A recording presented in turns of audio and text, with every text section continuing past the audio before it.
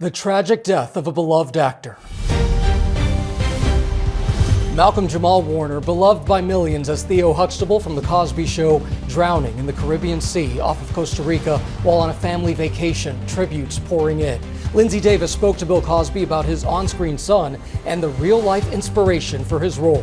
The former police officer convicted in connection with a raid that resulted in the death of Breonna Taylor has been sentenced to 33 months in prison and 3 years of supervised release. This after the Justice Department recommended just 1 day in prison as the sentence. Mid-air scare, an investigation underway into a near miss between a Delta regional jet and a B-52 bomber, narrowly avoiding collision, the pilot apologizing to the 76 passengers on board for what he called an aggressive maneuver that saved them. Sorry about the aggressive maneuver. It caught me by surprise. This is not normal at all. All of a sudden, we just kind of jerk really hard to the right. We just kept taking more turns and more turns. Firestorm over the Jeffrey Epstein files. A growing number of the president's base demanding more files be released. This after the Wall Street Journal reported about a letter Donald Trump allegedly sent Epstein for his birthday in 2003. The president then filing a $10 billion lawsuit against the paper and conservative owner Rupert Murdoch. ABC's Mary Bruce asking the tough questions. Why hasn't the president just ordered the FBI to release the full Epstein files, just get it all out there? The president has said if the Department of Justice and the FBI want to move forward with releasing any further credible evidence, they should do so. In tonight's prime focus, a surge in migrant crossings between mainland Europe and the UK. A dangerous boat ride across the English Channel with thousands risking their lives and those of their families.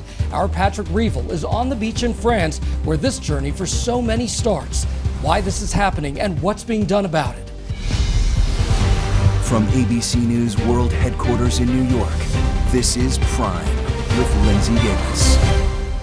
Good evening to you. I'm Gio Benitez in for Linsey Davis. Thank you so much for streaming with us. We're going to begin here with the tragic death of actor Malcolm-Jamal Warner, known by millions for his role as Theo Huxtable on The Cosby Show. Warner was on a family vacation in Costa Rica. Authorities say he was swimming when he was caught in a current and was pulled out to sea. Warner was a teenager during all 8 years on The Cosby Show, the only boy among 4 sisters.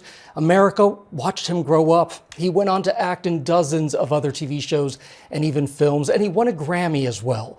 Tonight, we are remembering his work. Our Linsey Davis caught up with Bill Cosby himself to hear his memories about his young co-star, and we have the touching words Malcolm-Jamal Warner had to say about his own life. We're going to begin here with ABC's Victor Okendo. Tonight, tributes are pouring in for actor Malcolm-Jamal Warner. Be right there. Who charmed TV audiences for years as the lovable Theo Huxtable on The Cosby Show.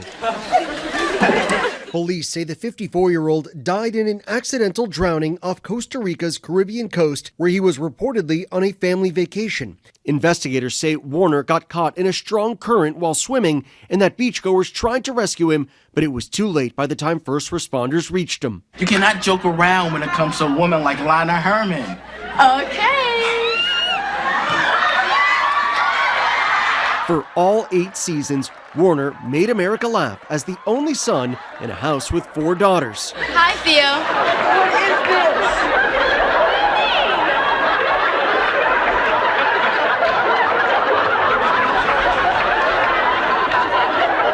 Is this my shirt? Is this the shirt I paid $30 for? Is this the shirt they're supposed to think is important, Gartrell? Warner went on to act in films and dozens of TV shows, from sitcoms like Malcolm and Eddie and Read Between the Lines, to dramatic roles in Sons of Anarchy and The Resident. This baby needs surgery in the next few hours. Warner even winning a Grammy for Best Traditional R&B Performance. It made me realize that his most recent project, a podcast looking at the experiences and identities of blacks in America. Years after The Cosby Show, Hi. Warner said he was proud of the life he made after that iconic role. This your brother? No, he's my boyfriend. I've had such an awesome life. You know, I've got my ups and downs and all of that. But like, if I die tomorrow, I know I would go with a smile on my face. I know I haven't wronged anybody. I have peace of mind. And for me, you can't put a price on that. And Gio, the heartbreaking reaction tonight. One of Warner's co-stars, Tracee Ellis Ross, saying he made the world a brighter place. And Dr. Jamie Foxx writing he is speechless on this one, adding, "Rest in power, my brother." Gio? Just so tragic, Victor. Thank you so much. And Bill Cosby played Malcolm-Jamal Warner's father on TV for 8 years and has said that the late actor's role of Theo was based loosely on Cosby's own son, Ennis, who died in 1997. Cosby has been accused by multiple women of sexual assault and sexual harassment. He served 3 years in prison after he was convicted of sexual assault in 2018, but that conviction was overturned on appeal. He has maintained his innocence. Linsey Davis spoke with Cosby earlier today about the death of his co-star. Cosby says that he and Warner stayed close until the end. Most of us never had the opportunity to meet him as you did. We remember, that scene where you said, "I brought you into this world, I can take you out." Knowing him, how will you remember him? Like Ennis. Truthful, and he knew when to just walk away from a conversation without being rude. Malcolm did his best. He was always a great studier, and I enjoyed working with him very much. You all have not spoken for a while, right? No, that's not true. Malcolm calls here regularly. Okay. And my reputation with him is he doesn't need to talk. He needs to listen. Okay. Well, that's not true at all, but I just have information to give to him in the belief that my Cosby grandfather gave information, and I always thought that that's the kind of grandfather I would be. He was very professional, 54 years old, and always studied, always knew his part. He would have been one of Spencer Tracy's favorite actors. He never bumped into the furniture. He always knew his lines, and he always knew where to go. All right, Linsey, thank you for that conversation. And we are going to turn now to more breaking news tonight. The former police officer convicted of a civil rights offense in the death of Breonna Taylor was sentenced to 33 months in prison and 3 years of supervised release. Officer Brett Hankison was found guilty of blindly firing 10 shots into Taylor's apartment back in 2020. Taylor was shot and killed by a different officer during the raid. Last week, the Justice Department recommended just 1 day in prison as Hankison's sentence, as protesters outside the courthouse blocked traffic and demonstrated in support of Taylor and her family. And tonight, the FAA is investigating a possible close call that made for frightening moments for passengers on a Delta flight from Minneapolis to North Dakota over the weekend. The Delta SkyWest pilot said he was forced to make several hard turns to avoid a mid-air collision with a B-52 bomber. The Air Force says the B-52 was in the area to perform a flyover at the North Dakota State Fair. We have our aviation and military expert Steve Ganyard standing by for a closer look at the incident. But first, hear more on what happened and that investigation now underway.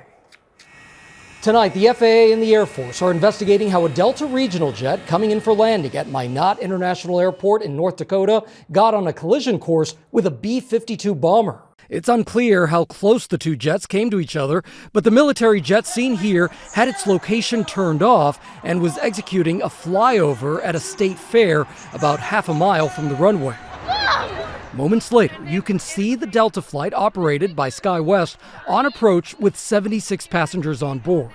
The pilot telling passengers he had to perform an aggressive maneuver to land the plane safely after that military aircraft became visible in their flight path. For those of you on the right-hand side, you probably saw the airplane kind of sort of coming at us. Nobody told us about it, so given his speed, I felt it was the safest thing to do to turn behind us. This is not normal at all. Monica Green was on that flight. All of a sudden, we just kind of jerk really hard to the right, and it goes from like this to just like almost sideways completely. And we're like looking out the window and facing the grass. The tower either failed to communicate or the B-52 crew failed to communicate that they were going to be cutting across the runway center line. And so this was obviously quite a shock for the pilot of the regional jet to see this massive, fast-moving B-52 coming across his flight path. And tonight, investigators have a lot to go through, of course, just 6 months after a military helicopter collided with an American Airlines flight, killing all 67 people. ABC News contributor and retired Colonel Steve Ganyard is here for a closer look now. Steve, thank you so much for being here. Let's start with that investigation. Both the Air Force and the FAA are now looking into this. What would this investigation even look like? Yeah, Gio, we've been spoiled in the past couple of years because technology has allowed us to take a snapshot, an immediate snapshot, whenever an incident like this occurs, whenever there's a mishap. You and I work on it, and we very quickly have an idea of what may have happened. In this case, there's no radar, and there's none of that very highly precise ADS-B data, so we really don't know. We do have the pilot's explanation of what happened, but we don't know how close these airplanes came. So really what they're going to have to rely on is the old-fashioned way of doing investigation. They're going to have to interview the pilot of the regional jet. They'll have to talk to the B-52 pilots. They'll have to talk to the personnel in the tower at Minot International. But that doesn't give us everything we need, and so probably it's going to take a while, and it'll be one of these investigations where maybe some of the questions remain unanswered. And Steve, what we do know here is that the B-52 was well within 5 miles of the Minot airport. What communications should have been taking place?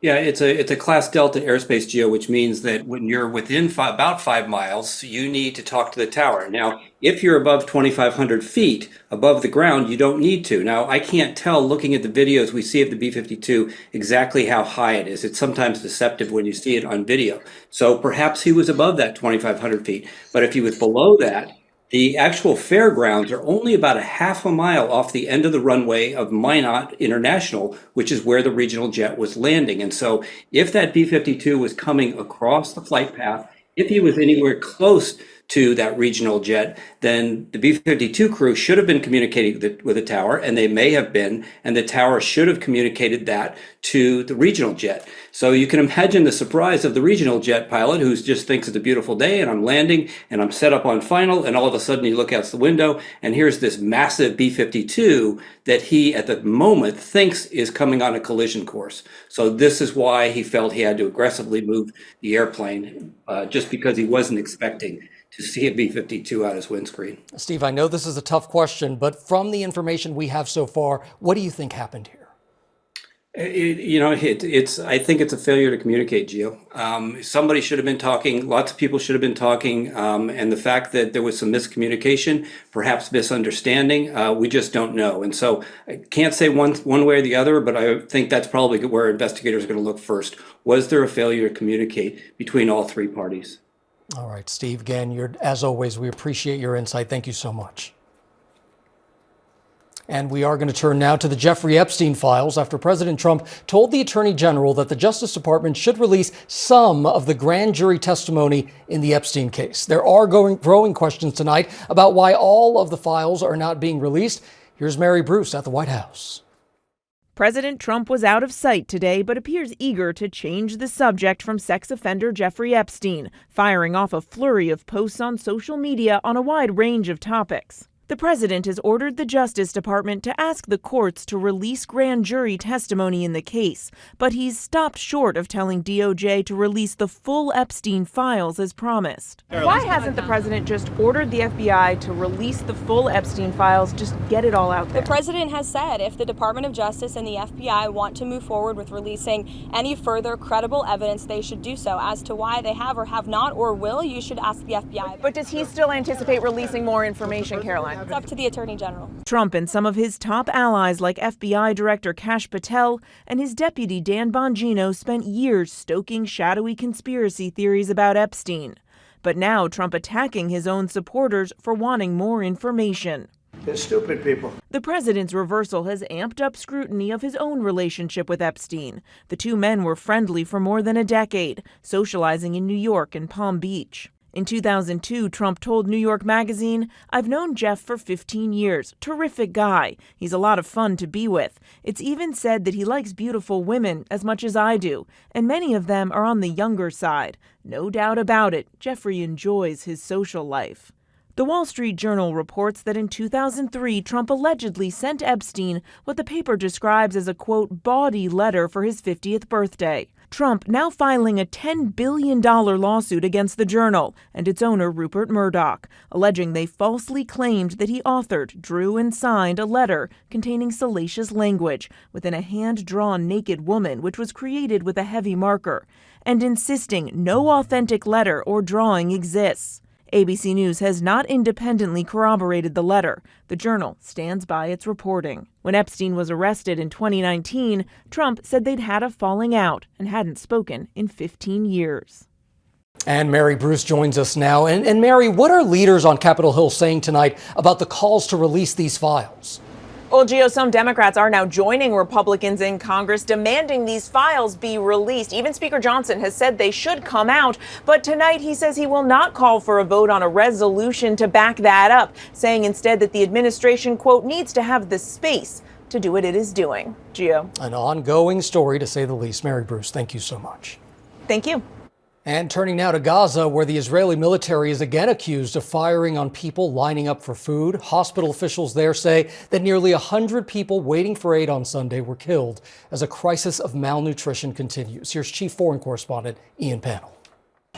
Tonight, nearly 100 people killed trying to get food aid in Gaza, according to the Hamas-run health ministry. The Israeli military accused of opening fire on desperate crowds. Hospitals overwhelmed with the dead and wounded. This man saying they raised their hands in peace to the soldiers, but the bullets came anyway. Israel disputing the death toll, saying they fired warning shots to remove an immediate threat, but they haven't said what the threat was. And with supplies running out, the need is crushing. Our team meeting Noran and her severely malnourished 5-month-old baby daughter Haya at the hospital. The deep pain and frustration of not being able to look after my baby is indescribable, she says. It comes just days after that deadly Israeli strike on Gaza's only Catholic church, the same church the late Pope Francis would call nearly every day. Gio, the White House admitting that President Trump caught off guard by that church attack and quickly phoning Prime Minister Netanyahu of Israel. Netanyahu then issuing a statement saying the attack was an accident that Israel deeply regrets. Gio. All right, Ian, thank you for your reporting. And here at home, the 700 active duty Marines who were deployed to Los Angeles during the protests against the federal government's immigration raids will now leave the region. The Pentagon also announced last week it would move half of its deployed National Guard members out of Los Angeles. Another 2,000 National Guard members will remain in L.A. They were deployed by the Pentagon to protect federal buildings and employees during the recent ICE protests. Meanwhile, tonight, a father who told police his 9-year-old daughter had been abducted by 2 men in a white van is now in police custody himself, charged with her murder. Here's Aaron Katersky. Tonight, this father is in custody, charged with killing his 9-year-old daughter after telling police she had been abducted near Lake George in upstate New York by a stranger in a white van. Female was taken approximately 15 minutes ago. We believe it was the exit 22 rest stop. They stopped for a bathroom break for her. Police issued an Amber Alert Saturday night, but say they quickly determined Luciano Fratolin's story did not hold up. Melina Fratolin was found dead Sunday morning in a remote pond. The two had been driving home to Montreal from a seemingly normal vacation in Connecticut and New York City. At about 6:30 p.m., she spoke to her mother on the phone and told her she and her father were en route back to Canada. The child appeared to be in good health and did not indicate she was under any duress. Sometime after that phone call and her father's report about an abduction 3.5 hours later, police say Fratolin murdered his daughter. It was very difficult and emotional. At that point, though, the best we could do is provide some measure of justice to the family. Melina lived with her mother, who was estranged from the father. Police say the mom had not been worried about the father-daughter trip. There's no word tonight on a motive, Gio. Police said the father has no criminal history and no history of domestic violence. He's charged with second-degree murder and concealing a corpse. His attorney offered us no comment. Gio? A very troubling story, Aaron. Thank you. Meanwhile, the sheriff's office in Jacksonville, Florida, has opened an internal investigation into video footage that shows sheriff deputies beating and punching a black man during a routine traffic stop back in February. The video shows 22-year-old William McNeil asking deputies why they pulled him over before deputies smash his window, punch him in the face, then drag him out of the vehicle. Part of the incident was captured on a 2-minute cell phone video and released by McNeil on social media. Overseas tonight, there are horrific images of a fighter jet crashing into a school in Bangladesh. At least 20 people were killed, many of them children. Here's Tom Sufi Burridge. Tonight, a devastating scene in Bangladesh after a fighter jet slammed into a school. At least 20 people killed, more than 100 injured. Students rushing in to help as fierce flames and heavy smoke engulfed the building in the capital Dhaka, trapping many inside. First responders pouring water on the wreckage, searching for survivors. Officials say the jet crashed into the second floor of the building, filled with 3rd and 4th graders. The youngest victim, just 5 years old. The Chinese-made jet suffering a technical malfunction shortly after takeoff, while on a routine training mission. Authorities say the pilot made a valiant attempt to avoid densely populated areas before crashing into that school. Gio, the country's interim leader calling the loss of life irreparable as authorities launch a full investigation. Gio?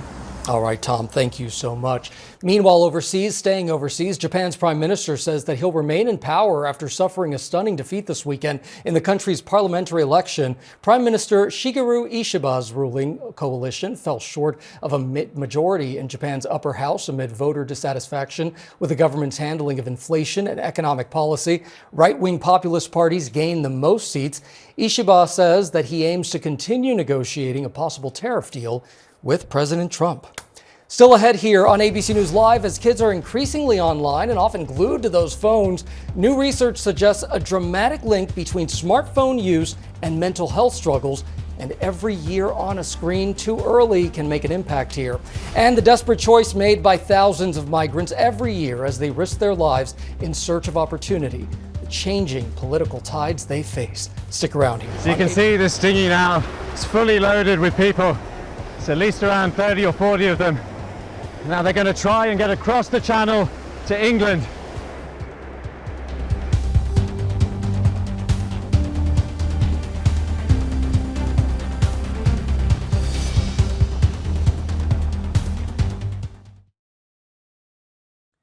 Welcome back. Tonight we have a rare glimpse into the flow of migrants between mainland Europe and the UK. Thousands each year are willing to risk a dangerous channel crossing, all for the shot of a better life. Why are they going from France to the UK, and what's being done about it? Our Patrick Reevell has an in-depth report now in tonight's Prime Focus.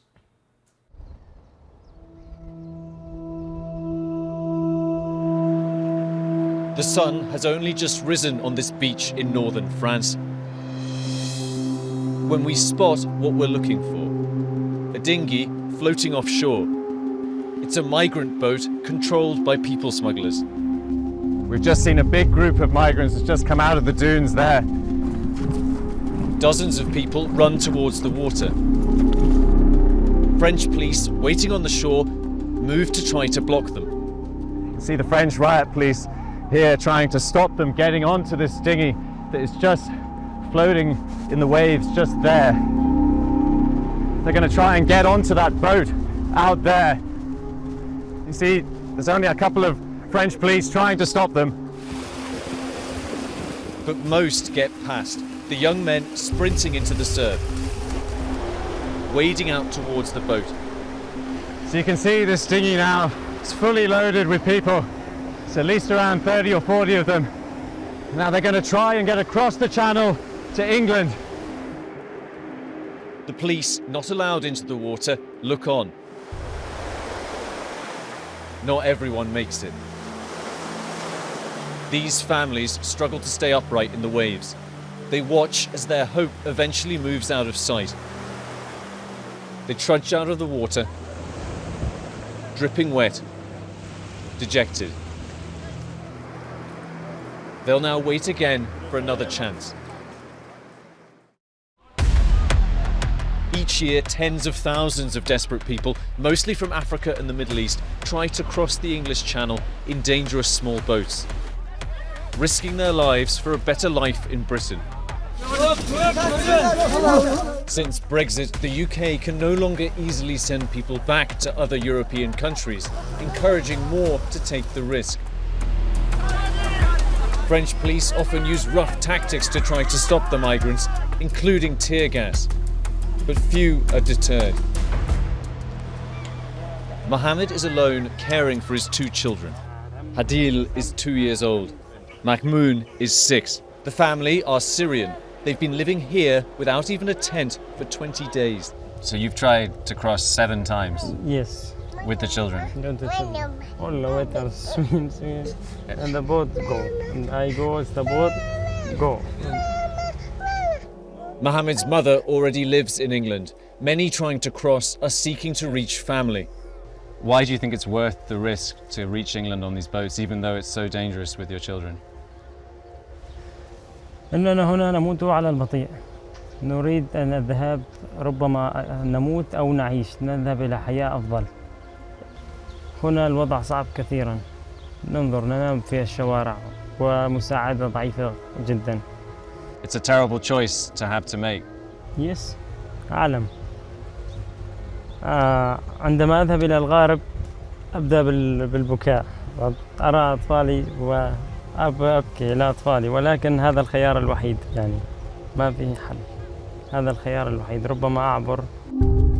Most migrant boats launched from the stretch of coast near Dunkirk and Calais. Only 20 miles across, on a clear day from the French coast, you can easily make out England's famous white cliffs of Dover. But that closeness is deceptive. Wait, and go. Breathe in. Since 2018, at least 152 people have drowned, according to Oxford University. Okay, check for breathing, take it off. This video shows a rescue by Britain's Royal National Lifeboat Institution in 2022, and last year was the deadliest yet.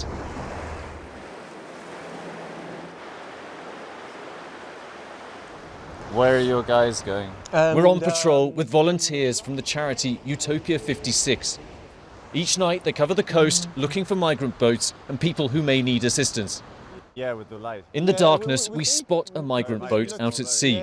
When we are sure, we will call the Coast Guard to signal it because it's very dangerous for them. And it's one of our mission to alert the rescue when they are in the sea. Your team just received a message from a small boat that's just left. At the location. Once at sea, it's considered too dangerous to the people on board to intercept the dinghies. Instead, French Coast Guard vessels escort the boats to UK waters. There, British border and Coast Guard ships pick them up and take them to England, where they can apply for asylum.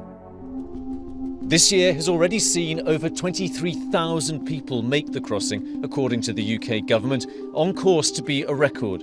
The UK government says around 53% of resolved asylum claims from those arriving on these boats results in asylum. In Britain, the crossings have become a divisive political issue, seized on by right-wing politicians amid rising anti-immigrant feeling. Stop boats! Get them out of them hotels! Get them gone! Put them on boats and send them back! Okay? They shouldn't be here! France and the UK recently announced a new pilot scheme that will see the UK quickly deport people arriving by boat in exchange for allowing some to apply from France. That doesn't change realities back on the beach for now. For many, they believe this is still their only way to a better life. Why do you want to get to England so badly? To a new life, brother. But maybe in UK have other life. You can go student, you can be doctor, you can be anyone you want. Bye. And will you keep trying? I will keep trying. A fascinating story, Patrick. Thank you. And coming up here, what's in a name? Well, quite a lot of money, it turns out. We take a look at by the numbers at what's at stake for professional sports teams in their names, mascots, and even stadiums as President Trump steps into the controversy. And you'll never guess the new ingredient coming to a can of Pepsi Cola. Stick around.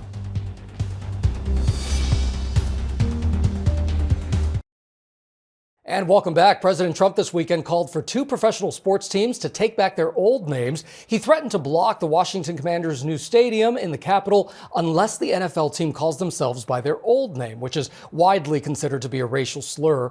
The president also said the Guardians should once again call themselves the Cleveland Indians.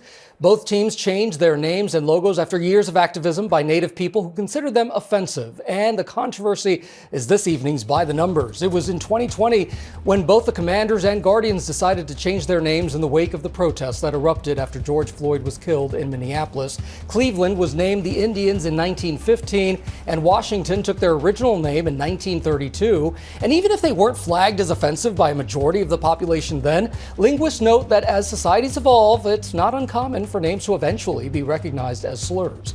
The number of high school teams using Washington's original name has been in decline since well before the NFL team made that change. Only about 36 high school teams use the old name today, way down from 62 in 2013. Many believe the name change for Washington only increased the value of the team when it sold for a little more than $6 billion in 2023, erasing a headache for the team's new owners. That sales price was actually a record at the time for a North American sports franchise.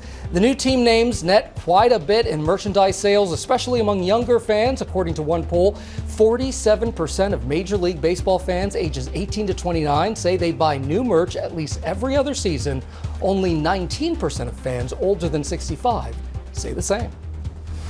Meanwhile, it is a very exciting day for us here at ABC News. We're launching a new weekday show called What You Need to Know. It airs exclusively on Disney+. In fact, it's our very first original daily program created for Disney+, and it is hosted by our very own James Longman and Rachel Scott. They're going to bring us the biggest stories of the day in under 10 minutes. How easy is that? And with James traveling the world as our chief international correspondent and Rachel tracking down the president as our senior political correspondent, viewers will really get that up-close and personal glimpse at history in real time. And we get an up-close look at them right now. James and Rachel, good to see you guys. I love that intro. Lovely. You deserve the world because you guys work so very hard. And obviously, one of the things that is special about this show is that all the things that are happening in the day, you're going to be covering it. Let's get right into it, and let's put you to work here. Yep. So we just saw in By the Numbers, for instance, this story about the commanders. So does the president really have the power to put any restrictions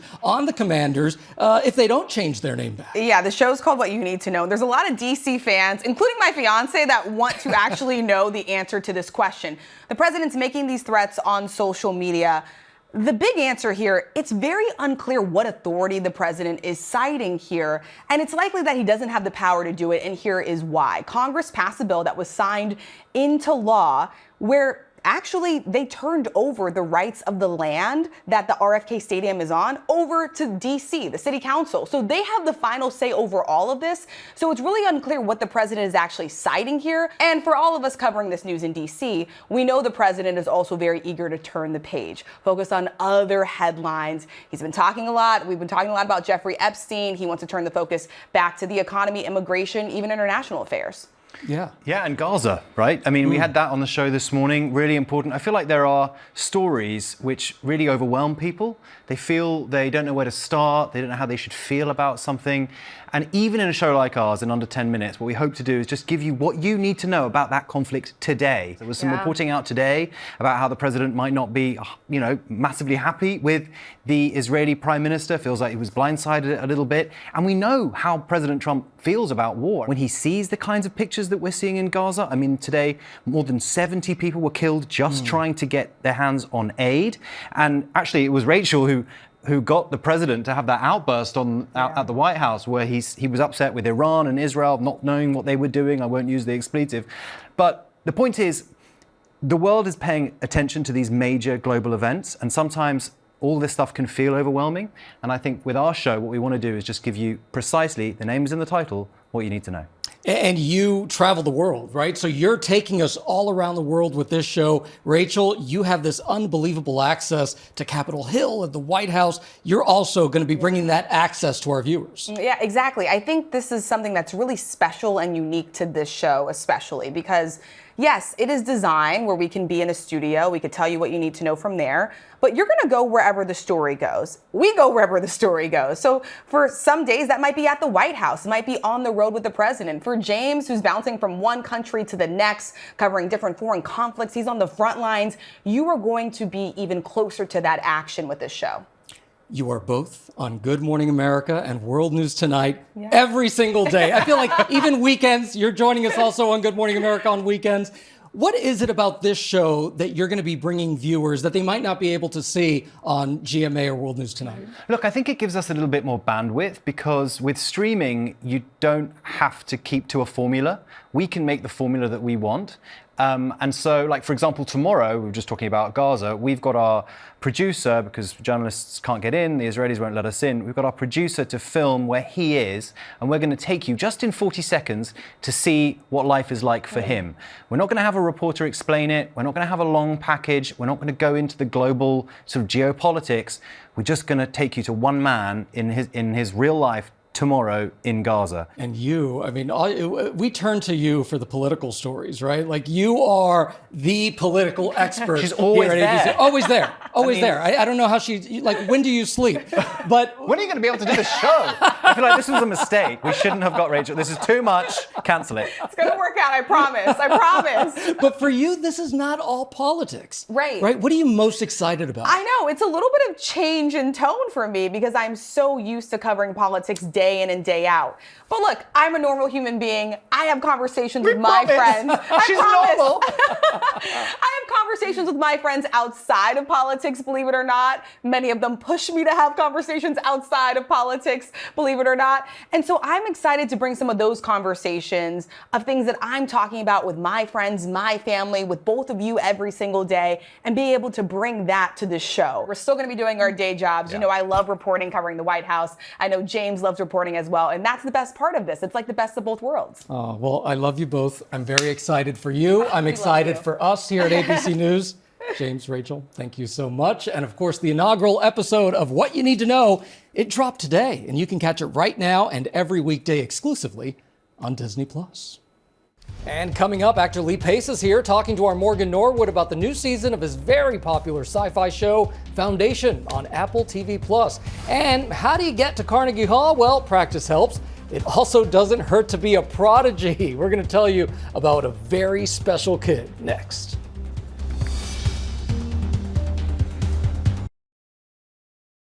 The new government warning to Microsoft users about the risk of unauthorized access to your content and files. Can you guess which new album is the most streamed of all time? And the new ingredient coming to a Pepsi-Cola can near you. These stories and more in tonight's Rundown.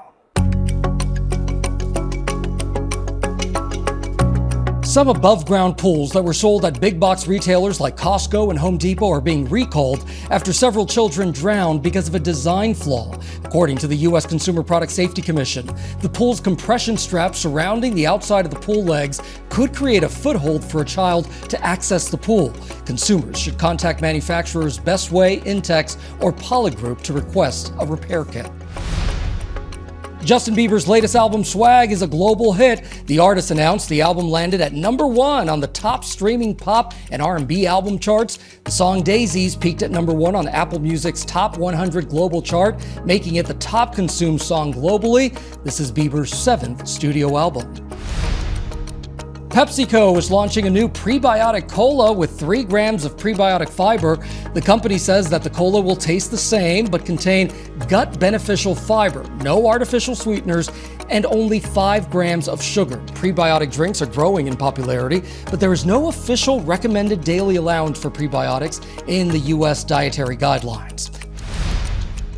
The Department of Homeland Security's Cybersecurity and Infrastructure Security Agency is warning of an active exploitation of a new vulnerability to Microsoft SharePoint, enabling unauthorized access by malicious actors to SharePoint content. The company spokesperson said that the company has been coordinating closely with CISA, DoD, Cyber Defense Command, and key cybersecurity partners around the world. CISA says users should report incidents to the agency.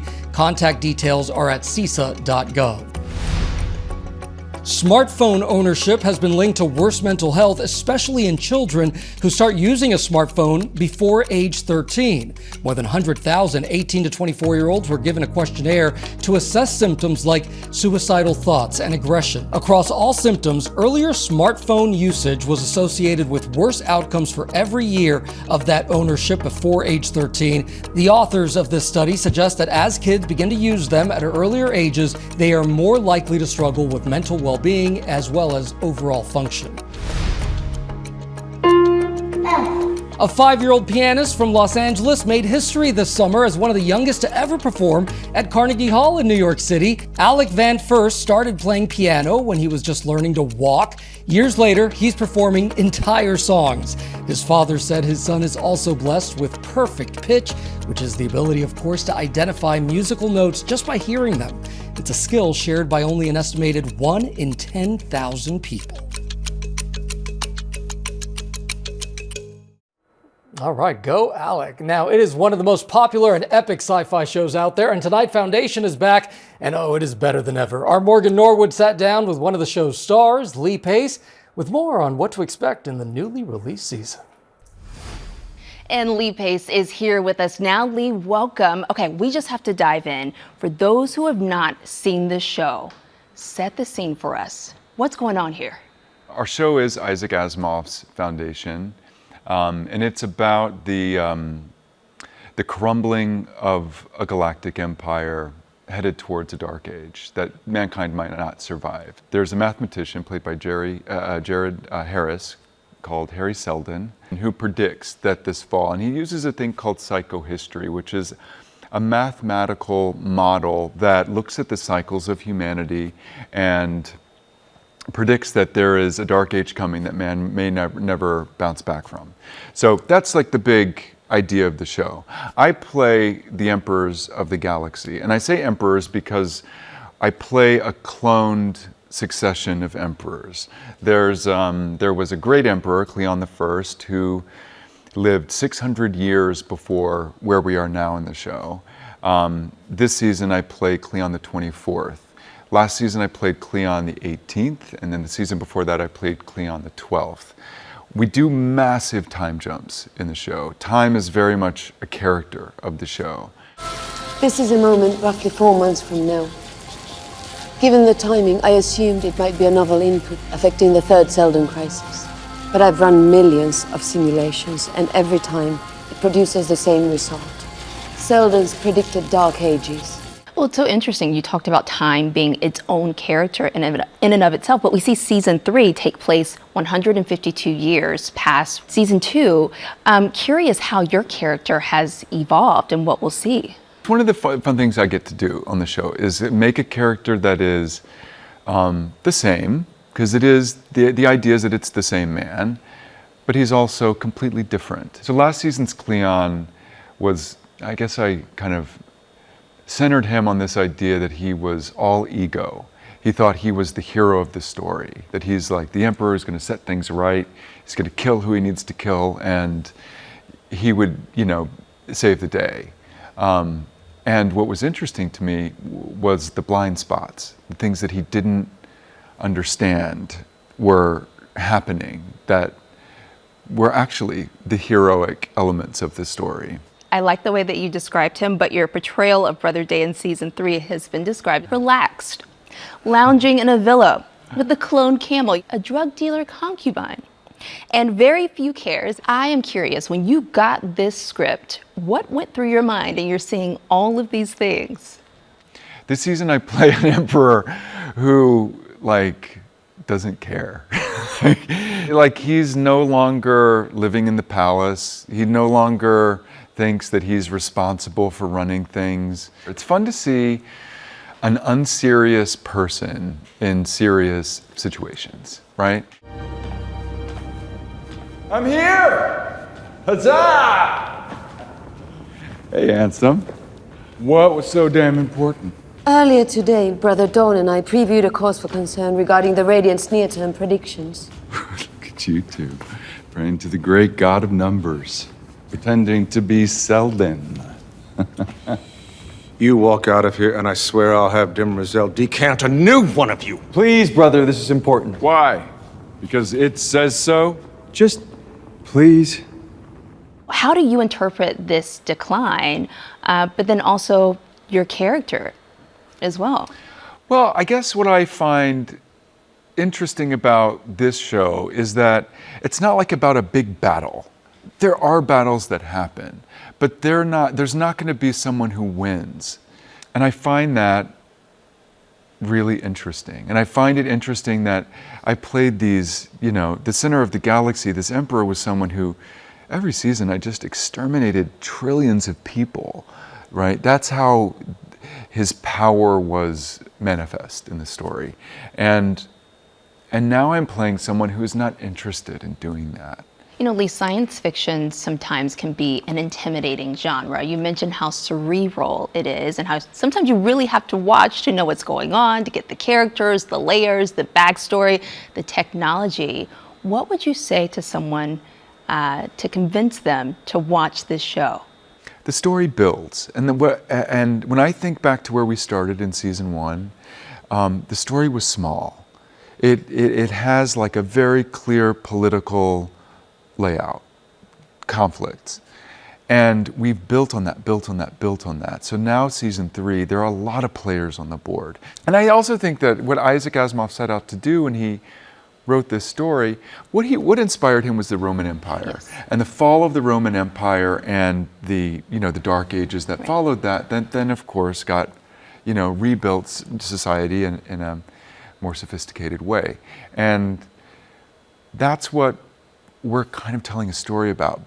The Emperor's peace is the promise of the Imperium. Our world will live on! Your worlds will not! But we've taken it and expanded it in this extraordinary way. We think about humans kind of like populating the globe, and then you kind of take that idea and let it go a bit further, like they somehow got off planet. And then they went a bit further and further and further and further until they've somehow populated the whole galaxy. And you've forgotten where Earth was to begin with. The darkness there represents the end of civilization. And beyond that point, the model now fails entirely. Which means there are events already in motion that will render Selden's numbers useless. Perhaps even the extinction of your species. 4 months from now. Well, the fans will certainly like to see that too. We understand Foundation is streaming right now. Lee Pace, thank you so much for being with us. Thank you for talking with me. I appreciate it. And that's our show for this hour. I'm Gio Benitez. Stay tuned to ABC News Live for more context and analysis of the day's top stories. Thanks for streaming with us.